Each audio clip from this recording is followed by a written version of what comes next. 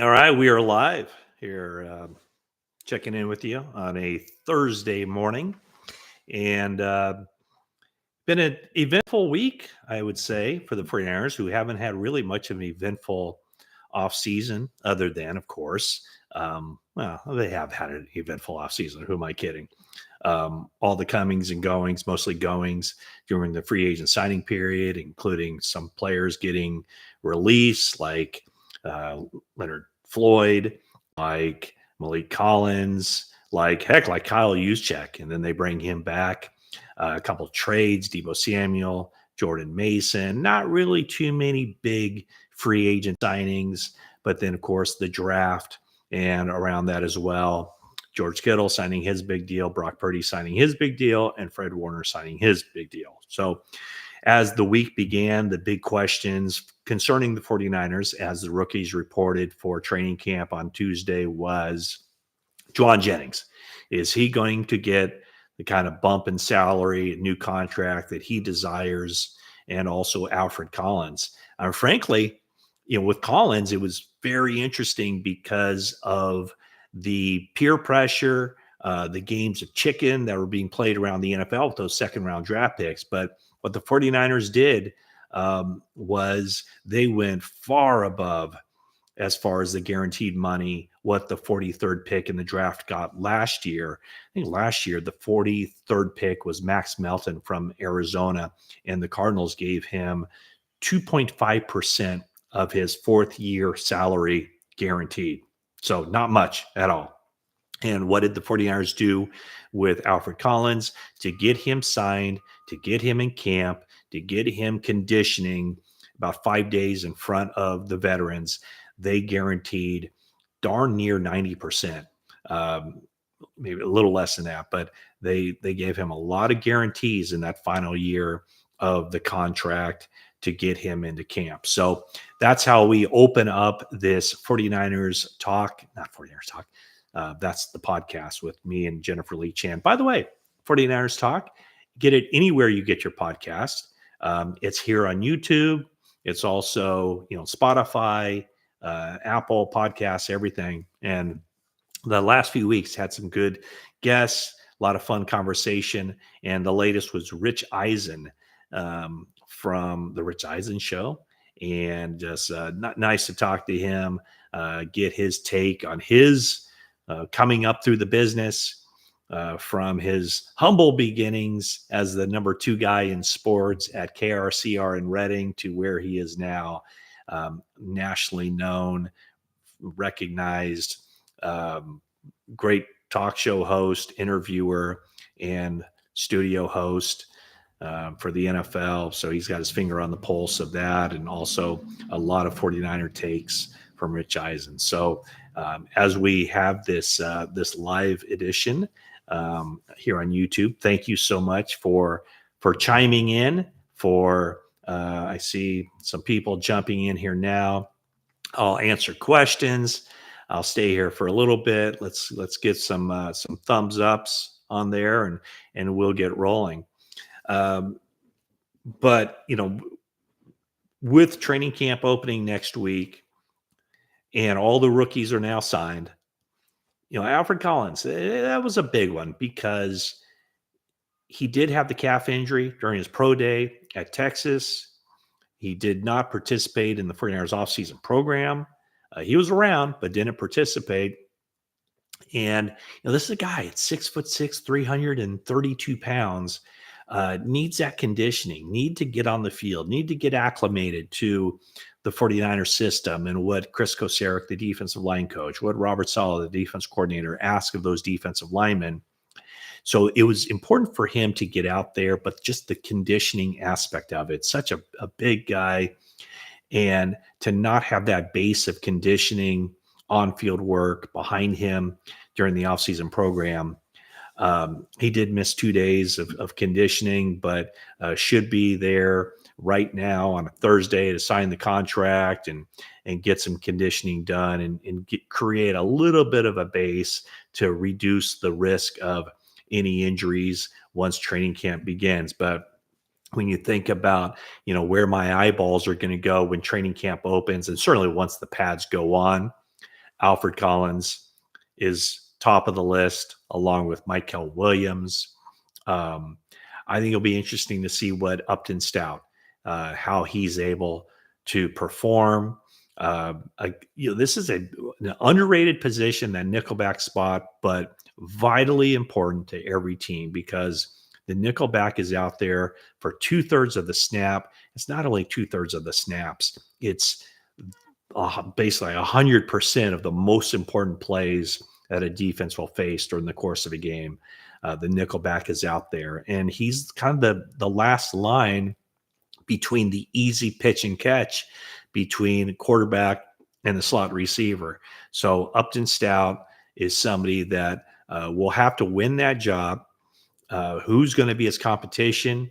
A little bit of Chase Lucas, who did not ever show up on the 53-man roster last year, but has a couple of years of experience with the Lions. But also Trey Brown. When the 49ers signed Trey Brown from the Seattle Seahawks, even though he hadn't played much nickelback during his 4 seasons in the NFL, the 49ers believe his movement skills, his body type, and everything else lends himself to being a good player at the nickel position. So Upton Stout isn't just being handed that spot. He'll have to earn it, but talk about an area where the 49ers can improve, because they really haven't had good nickel. I should say that. I was going to say they haven't had good nickelback play. That's not entirely true. What they have had, or what they haven't had, is good play from the 3 cornerbacks who are on the field at the same time. So when Deommodore Lenoir has been the 49ers nickelback, he's done a really good job. But by moving Lenoir inside to nickel, that's left the 49ers extraordinarily challenged outside at the other spots. So, really ever since K'Wan Williams left the team after he signed with Denver as a free agent, they just haven't had good play from their corners in their nickel defense, and that's a major, major thing. Okay, so thank you so much for tuning in to this YouTube Live. I appreciate it. Appreciate all your support through the years as we get ready to get going on another season of 49ers. And I know being out in Tahoe last week at the American Century Golf Tournament, met a lot of 49er fans out there who are all very eager, want my take on how the team's going to be this season.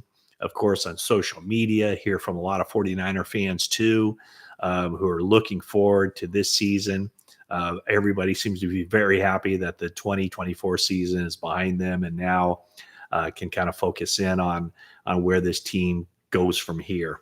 So I'm going to throw on my glasses and see what you got cooking in the comments section. If you have something, throw it in there, and we'll kind of zip through a lot of the topics that you would like to see addressed as we get going here.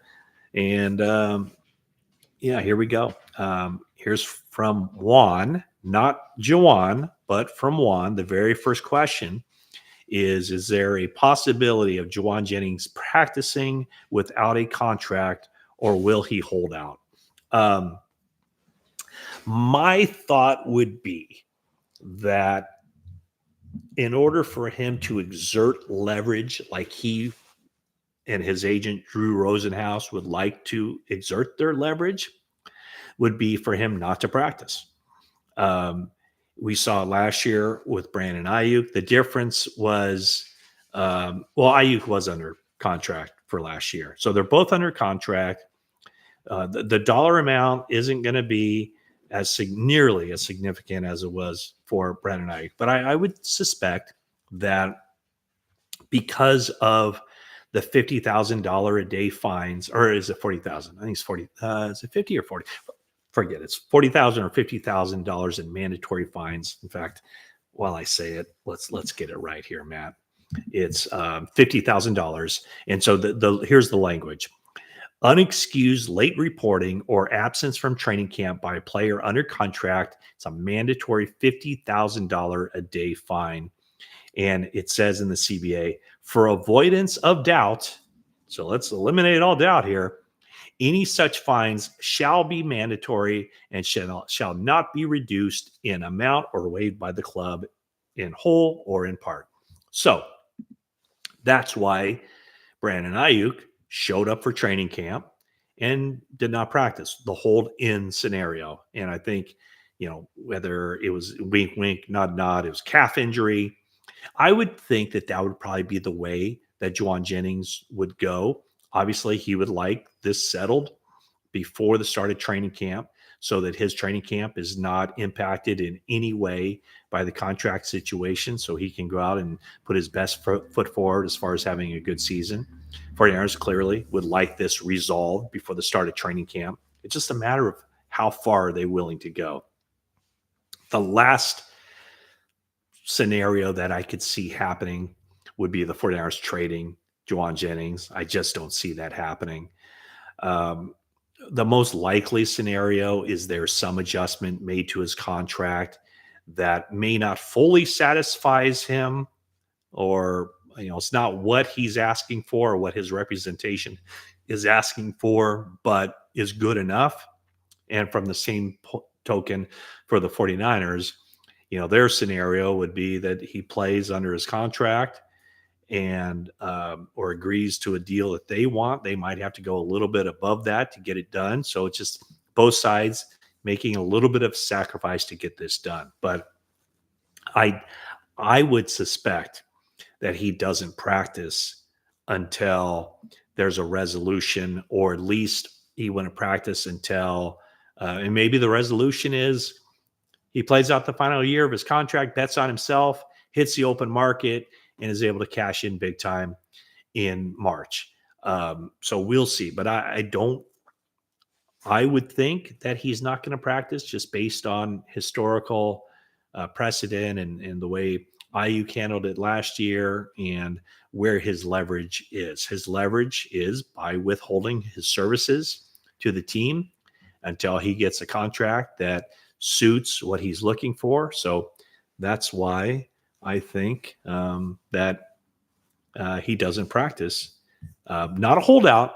He'll be there, and he might be on the sideline, might be watching practices, might be in the workout room during those practices. But I would think until he gets a deal done that he probably wouldn't practice.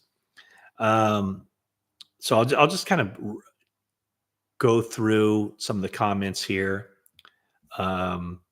If Jennings is going to be a number one receiver, then he deserves a new contract. Well, I don't know that there's any question. He's the number one wide receiver. George Kittle's the number one receiver, right, as far as just a pass catcher. But, with Brandon Ayuk, likely to go on PUP, well, he will go on PUP on Tuesday, the 22nd. And then I'm assuming that'll carry over into the regular season. Is Ricky Pearsall ready to leapfrog Jennings as the number one receiver? Well, guess what? He might be if Jennings sits out of training camp and doesn't practice. But, what has changed since the 49ers signed Jennings to that contract extension in May of 2024? Well, at that time, he was the number 3 wide receiver on the team, paying the 49ers paid him $15.3 million over 2 years, which is very generous number 3 wide receiver money. Now he's not the number 3 wide receiver. Now he's the number 1 wide receiver. Next comment. I'm glad the contract impasse has been resolved. Browns and Texans put the rest of the league in a pickle. Yeah, I'd say more the Texans, because the Texans had the 34th pick and they gave their guy, Jaden Higgins, fully guaranteed. So what it did was it definitely upped the stakes for all the second round picks, all the teams with second round picks. So 49ers kind of made their mark by giving Alfred Collins not a fully guaranteed contract, but a lot of that money is guaranteed. So that's where they are with that. In fact, anyway, whether we won't get in the weeds too much on this. So I see a lot of crowns. I love it. A lot of support here from the people. Thank you so much, everyone, for joining this Facebook Live. Let's see here. Are the 49ers keeping an eye? And by the way, crown number one, that's Alfonso the Great. So thank you, Alfonso the Great. Boats, crown number two with a high all. And what else does he have to say? Oh, he and Jacob must know each other. Bobo says, are the 49ers keeping an eye on the TJ Watt situation, or is it impossible to get him? I'd say it's impossible to get him. TJ Watt is going to make more money than Nick Bosa with his next contract. So just think about that. It would be making Bosa, or making TJ Watt the second highest paid player on the team, as well as any draft pick compensation in order for the 49ers to acquire Watt from the Steelers. I don't think there's any chance of that happening. What else we got here? Boats. I'm not getting my hopes up on any rookie until we see them in action. Yeah, there's a lot to that, Boats. 49ers took 5 rookies on the defensive side of the ball with their first 5 draft picks. Are you expecting all 5 of those guys to be starters, to be really good players? If you are, you're probably going to be disappointed. I think if the 49ers hit on 3 of those rookies being really good players as rookies, I keep saying rookies, that's kind of a redundancy. But if you're expecting all 5 to be, extraordinary players from day one, that's probably, you're probably asking for too much. But, I think they need Michael Williams to perform. I think they need Nick Martin to perform.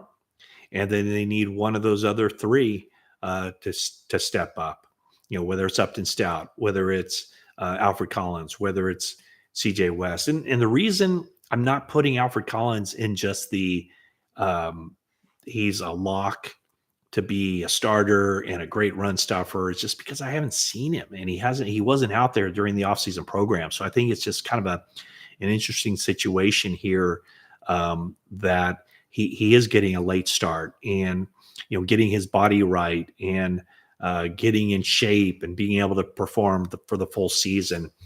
All those things are it's a situation where 49ers do have to be concerned with him. They have to be in a spot where they have to take care of him and manage him, and see what it's going to take, and do the best that they can to make sure that they have him for the full season. So I'm just looking, he's a 5-year player at Texas. I guess he let's look at his stats. So he put up good, solid stats, basically year 5, 64 games in his college career. So he did appear in a lot of games. Last year, more than doubled his entire output of any previous season, as far as tackles for losses, as far as passes batted down at the line of scrimmage. So 49ers are hoping that they can get a lot out of him, but we'll see. Starting, to me, with the offensive lineman, the defensive lineman is starting day 4 of camp, day 5 of camp, when the pads go on. All right. Jacob Gordon, number 1 crown, the calm before the storm. It's been a long off season, and with JJ's demands, it's not over yet. Wow, that's kind of foreboding. Then he comes back with, for my part, it's up to the organization to identify the right guys, maneuver to draft them. It's up to the organization to develop them. All that agreed. Boat says that JJ will get a pay bump, 13 to 15 million, but it'll be a team-friendly deal. Yeah, I don't know if it'll be as high as 15. Maybe 11 to 13. It depends on how it's, how it's structured. Maybe it's a bump to 10 million with incentives. To get him on the open market next year. Um, it'll be interesting to see how this thing plays out. Boat says JJ doesn't have a lot of leverage. I mean, he does in the sense that when he signed that deal, he was the number 3 receiver, and now he's the number 1 wide receiver. And just think of where the 49ers would be without him heading into this season. So he does have leverage in that sense, but where he doesn't have leverage, and I'm assuming this is what you're referring to, is that he's a professional football player. And yes, he could withhold his services, but guess what? If you don't play football, you're not going to get paid for playing football, or there would be issues there. And he, $7.5 million still isn't chump change, so still more than what he made through his first 3 seasons in the NFL. He's playing for the minimum salary. So you can make the argument that both sides have a little bit of leverage, and we know what the arguments are on both sides. And then it's a matter of just, both sides kind of finding the right thing that works to keep that union going. Here's a question. What is your feeling on the confidence of the organization in what they have in-house? If they don't make moves, does that suggest they have high confidence in those young, unproven players? Yeah, I mean, I would say, there's twofold here. Is that, at this point in the offseason, pretty much rosters are set, with the exception of maybe a player or two at every position that's kind of lingering out there. But if you're a really good player, you're on a team right now. If you're an impactful player, you're on a team right now.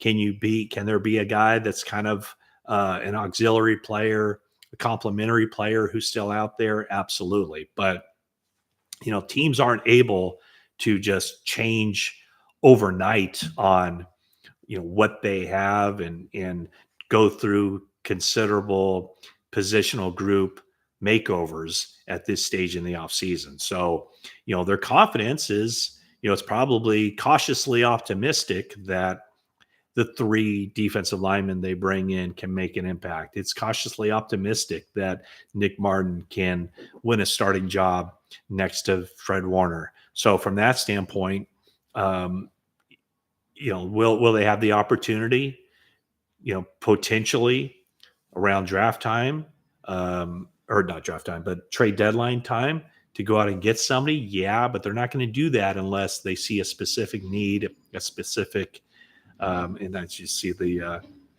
garbage truck behind me here, which is symbolic of the 49ers 2024 season as it rolls away. That's the 24 season for the 49ers right now, rolling past us and heading into 2025. So that's, their plan was quite obvious. It was, cut costs for the future to be able to sign guys like Kittle, Purdy, and Warner. And it was to draft guys who they believe can step in from day one and perform. But, as noted, until how these players are going to perform at the NFL level, unless you see them, until you see them, you don't know what they're all about. Any truth to the Steelers calling about JJ? I haven't heard that. Has that been out there? I would say this, it wouldn't surprise me. Drew Rosenhaus put that out there for a reason, that the 49ers, that Jauan Jennings, if he doesn't get his contract, would request a trade. So Boats, if you can answer this question, I haven't seen that report, but is somebody reporting that the Steelers have called the 49ers about Jauan Jennings? I don't think, again, it wouldn't surprise me at all. Now that Mike Williams is retiring, do you believe that the Chargers are one of those teams that are inquiring about JJ? I would suspect a lot of teams would be doing it. But when you think about the Chargers, when you think about Jim Harbaugh, when you think about Greg Roman, he fits their style, a hard-nosed wide receiver. Chargers aren't really deep at that wide receiver spot, of course.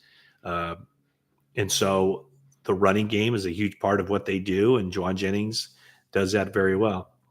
Okay, so Steelers beat writers saying they called about JJ and was told he's not available for trade. Yeah, I mean that makes total sense. I mean, I can't see the 49ers trading Jauan Jennings. Is it true Jauan Jennings doesn't have any more guaranteed money on his contract? I mean, it doesn't. I don't think it really. Let's see what his contract is. I mean, put it this way: he's going to get that money because at $7.5 million. Let's see how much guaranteed. No, according to what I see, he's got 3.275 million guaranteed on his contract for this season, but with his cap figure being the way it is and his contract being as low as it is, relatively speaking, he's going to make that money. So to me, it's the dollar amounts. It's trying to get his contract up around 13 million, 14 million, something along those lines. What do we got here? How much can we anticipate this new deal affecting the future salary cap space? Well, it depends on what it is. And, part of the reason why the 49ers made the moves they did, or the reason they did, was because of the future salary cap. So, the big money for Ayuk really hasn't kicked in on the salary cap.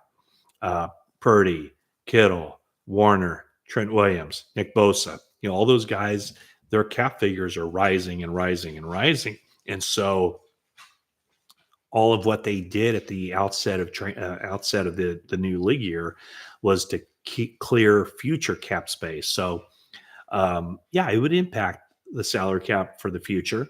49ers do have plenty of salary cap room right now, but all that salary cap space that they have that is unused at the end of the season rolls over to future years. So they're trying to get their house in order, not necessarily for this year, but for future seasons.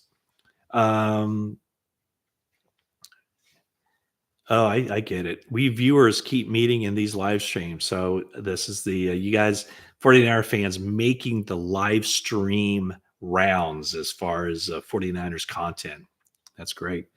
CJ West, Papa J says is going to be a force to be reckoned with. I do like CJ West. Now, again, haven't seen him in pads, but he's got an energy. He's got a sense of urgency. He gets off the ball. I could see where he has a chance. Who do you see returning kicks this season? I see Jacob Cowing returning kicks this season for the 49ers. How does the stadium look after the upgrades? I haven't been in there yet, but I understand a large new video board. So there was a concert there. Anybody who went to the concerts at Levi Stadium in the last couple of weeks, probably an answer. That's a question for you guys. I have not been in there since it's been up and running. Last time I was inside Levi Stadium, they were doing some stuff with the ground, tearing out whatever that is, tearing out the turf, putting in some new footing in there. If Martin beats out Winners, does that mean we hit on Martin or just got the Winners pick wrong? Well, where was D Winners selected? So you got to look at it from that standpoint of, do you expect a guy who was a 6th round draft pick, to be a starter? So I can't say that you can really say that you missed on a 6th round draft pick, but clearly with Nick Martin being somebody that the 49ers took in the 3rd round, 75th pick overall, that's a guy the 49ers think can step in and be a starter from day one. If you have the name of the Steelers writer, that would help me, who reported that, because every beat kind of has guys on the periphery who really aren't beat reporters, but kind of pass themselves off as beat reporters and will throw stuff out there. And it seems to me, like I've on occasion reached out to beat reporters I know, and I go, "Hey, this guy on your beat reported this. Is this guy reliable?" And a lot of times they'll come back like, "I don't even know who he is." I've heard the name. He's never out. He's never out at the facility or anything else. So don't know if that's a credible person or not. Who impressed you the most before training camp? Who impressed you the most before training camp? Who would that be? Well, probably, you know what? And this kind of plays into why he's asking for a new contract. The very first practice of training camp, or not training camp, of the offseason program, Jauan Jennings looked like a beast. He and Purdy on the same page, looking good. And at that point, I was wondering, like heading into that practice, I was like, I wonder if Jauan Jennings is out here. Is he going to be showing up for the offseason program? Because he would have the right to, try to maneuver and get a new contract. But he was out there, and then later he wasn't practicing, and now we know why. The second guy I'd say would be Christian McCaffrey, based on his 2024 offseason, the fact that he had to shut it down one day in a training camp and really never returned to form other than for half of that game against the Buffalo Bills. So those would be the two guys who impressed me. I would put as far as a young guy, CJ West, definitely just the sense of urgency, the way he gets off the ball, all that stuff that I talked about. It looked like Diamador Lenore was having a good offseason program.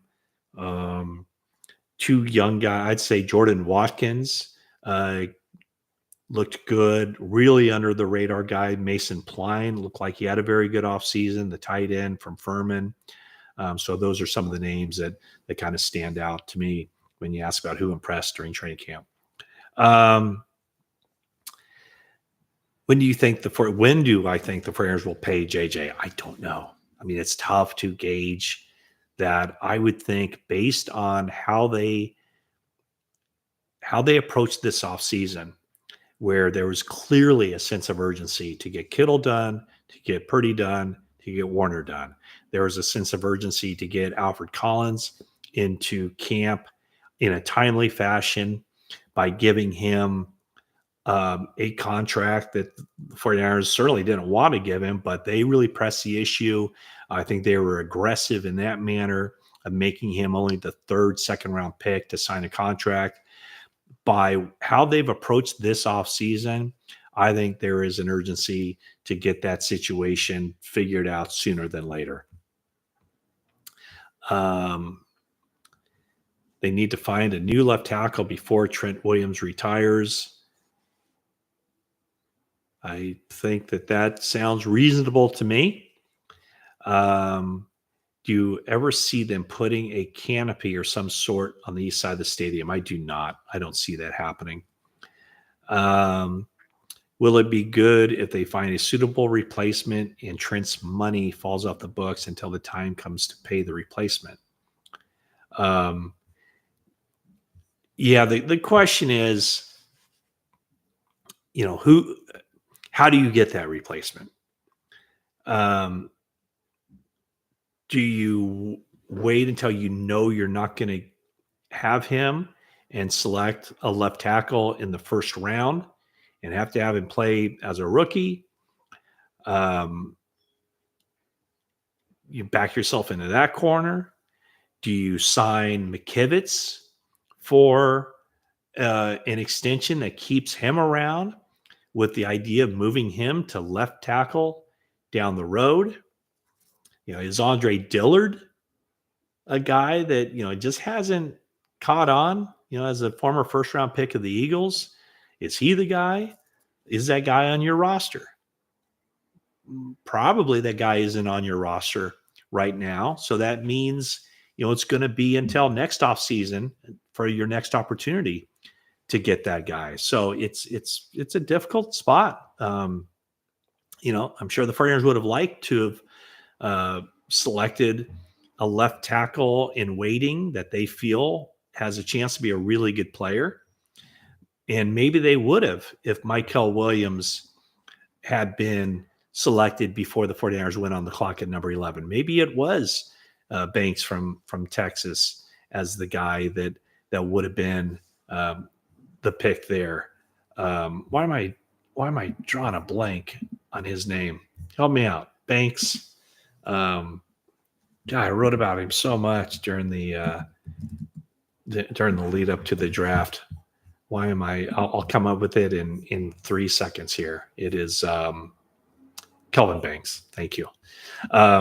So maybe he was the guy, and it kind of sounds like they would have selected him if he hadn't. Obviously, he went before the 49ers went on the clock. The Saints took him at number 9, but the 49ers thought that Michael Williams was going to go 9 to the Saints. And then assuming the Bears still take Colston Loveland, which I think they would have, then the 49ers might have taken Kelvin Banks at number 11. So there was a scenario when they would have addressed that position. And maybe he wasn't a starter year 1, or maybe he starts off at left guard and then slides into left tackle for the future. Let's see here. You're okay.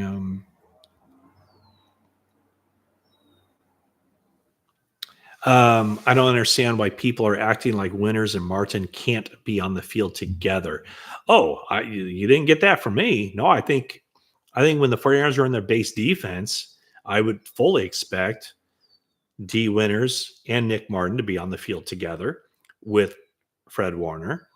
But one of those guys has to leave the field in the money downs, third downs, when they go their nickel defense. And that to me is the competition. It's who's going to be the every down linebacker. Is it going to be Winters, or is it going to be Nick Martin? I would think that Nick Martin has the best opportunity to do that based on his ability to blitz, the coverage situation. So now they'll both, my guess is they'll both be on the field, but they'll both be on the field for like a third of the snaps throughout the course of the season. We're talking the furnace side of the stadium. You guys got to realize this stadium has been open for 10 years, and I don't see a canopy because of what that might entail as far as the flight pattern at the airport right there. I think they've kind of worked stuff out a little bit with the NFL as far as early season games not being those 1:00 starts. This year, starting the season on the road, the first 2 games, primetime games earlier in the season. So I don't see them putting up a canopy or covering the roof or anything like that. Let's see here. Okay, back to linebacker talk. Who do you think the linebacker 2 will be? My guess would be Nick Martin. Hopefully with Robert Saleh back, we can develop a new linebacker. That's the idea behind taking Nick Martin at number 75 overall. I think Spencer Burford will grow into that left tackle role. Dude is a beast, only 21 years old. Well, here's the deal with Spencer Burford is that, he was a starter for his first 2 seasons, right? As a rookie, played a lot of football. That was in 2022.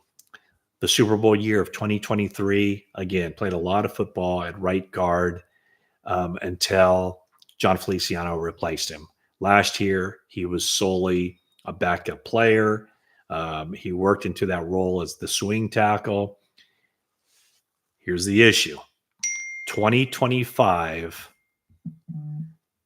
Oh, I just forgot to do something. I got to get off of here. 2025, he was 2025 is his final year under contract. So he probably won't be around.